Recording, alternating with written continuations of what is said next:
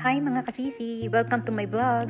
Today, samahan niyo ako as we explore one of the most exclusive and breathtaking spots here in Tagaytay, the Tagaytay Highlands! Sobrang excited ako kasi ngayon ko lang makikita ang buong highland with my friends.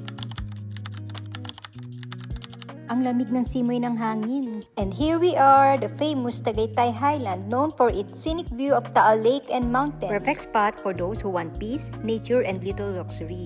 Ang sarap din dito mag-unwind. Parang gusto ko na lang dito na magstay for good. Ito yung kanilang receiving area for golfers. And look at their golf course. Ang lawak, di ba?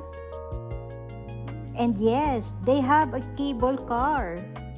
Riding above the trees, feeling the fresh breeze, and seeing the stunning view of highland from up high.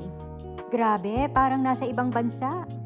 Maandar, tahimik, presko, and that view, grabe, papunta pa lang to sa kanilang mga amenities. Look at that pool, super big.